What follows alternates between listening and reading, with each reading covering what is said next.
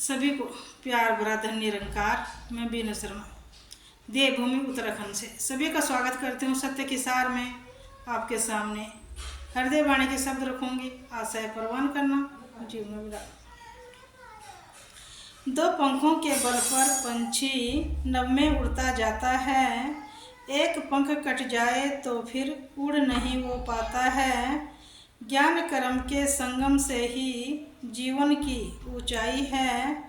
एक पक्ष कमजोर अगर है बात न बनती भाई है।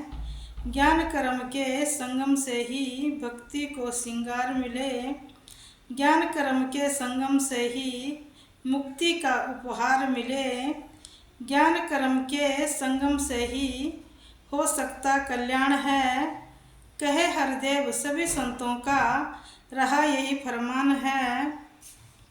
तो ज्ञान कर्म में ढल जाए जीवन का श्रृंगार बने।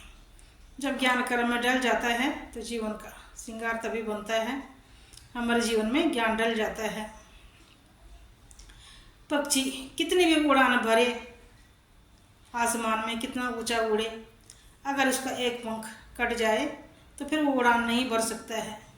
इंसान भी अपना जीवन कितने भी आगे चलाए पर वो आगे नहीं बढ़ पाता है। जब तक उसके पास ये ज्ञान उजाला नहीं है, सत्य मार्ग नहीं है, वो आगे नहीं बढ़ेगा। क्योंकि आगे तो अंधकार है, माया है, उसमें इंसान सफलता नहीं पाता है। जो सत्य मार्ग पे चलते हैं उन्होंने ही ऊंचाई पाई है। हमेशा जिन्होंने सत्य का साथ दिया वही ऊंचाई पे पहुँचे हैं। तो हमें भी ज्ञान को कर्म में डालना पड़ता है। ज्ञान लेने के बाद हमारा जीवन बदल जाता है, क्योंकि हम ज्ञान पे चलते हैं, गुरु की सिखलाई पे चलते हैं तो जीवन का कल्याण हो जाता है। अपनी मैं को हम त्याग देते हैं, गुरु को आगे रखते हैं तो जीवन सफल हो जाता है। मनुष्य योनि का लाभ उठा पाते हैं गुरु की कृपा से। माया में भ्रमण करके भी ये माया जो गुरसिक ज्ञान पे चलता है उसका कुछ बिगाड़ नहीं पाती है। वो माया में कभी नहीं आता है, माया उसको कभी नहीं भरमा पाती है। हमेशा वो आगे बढ़ता चले जाता है, गुरु के सहारे गुरु की भक्ति करता है।